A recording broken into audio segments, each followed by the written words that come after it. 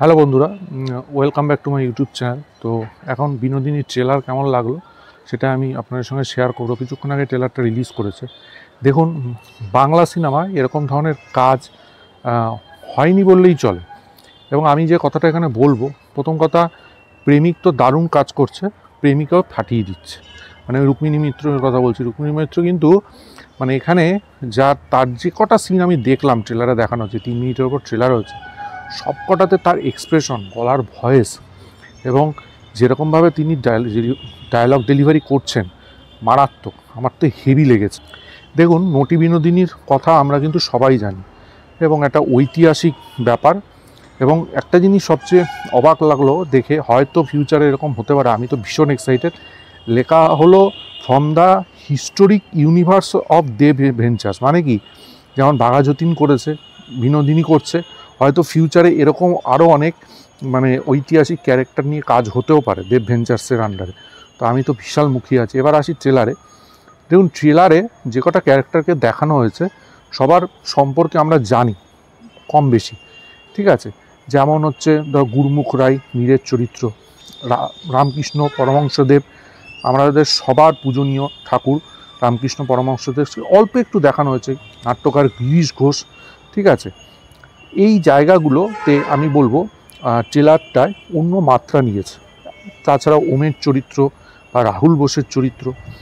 প্রথমে আমি যদি রুক্মিণী মৈত্রের কথা বলি, রুক্মিণী মৈত্র এই ট্রেলারে যেইটুকুনি দেখানো হয়েছে আমার দারুণ লেগেছে। মানে তার যা অভিনয় ক্ষমতা, ঠিক আছে, সে বন্দিনী অবস্থায় সেটা হোক, তারপরে বা কাঁদতে কাঁদতে হোক, বা মানে ইয়ং অবস্থায় হোক, যখন সে গিরিশ ঘোষের কাছে যাচ্ছে সেই অবস্থায় হোক, সেগুলো কিন্তু মানে মানতেই হবে। দারুণ তার ক্ষমতা, দারুণ তার কাজ, এটা মানতেই হবে। তাছাড়া আমি প্রশংসা করবো কৌশিক গাঙ্গুলি গিরিশ ঘোষের চরিত্রে তার যা মেকআপটা না, আমার সেটাই দারুণ লেগেছে। এবং সে যেরকমভাবে ডায়লগ ডেলিভারি করছেন, ঠিক আছে, একজন নাট্যকার, তার মধ্যে একটা ব্যক্তিত্ব থাকবে, সেটা কিন্তু আমার ট্রেলারের একটা অংশে কিন্তু পরিষ্কার বোঝা গেছে এবং সেটা কিন্তু ব্যাপক, এটা মানতেই হবে। ওমের ক্যারেক্টার, ওম কিন্তু খুব একটা কাজ উনি পান না, যেইটুকুনি পান এই সিনেমায় সেটা কিন্তু সুযোগটা তিনি একদম হাতছাড়া করেন না। তিনি কিন্তু তার জায়গায় মারাত্মক, দারুণ লেগেছে তাকে, যেইটুকুনি তার কাজ আমি দেখেছি। রাহুল বোস অনেকটা প্রশ্ন, রাহুল বোস তো খুব দারুণ অভিনেতা, ঠিক আছে। শুধু বাংলাতে না, হিন্দিতেও তিনি খুব ভালো কাজ করেন, তামিলেও কাজ করেছেন। তো তার যেইটুকুনি ক্যারেক্টার দেখলাম সেইটুকুনি ক্যারেক্টার বেশ ভালো।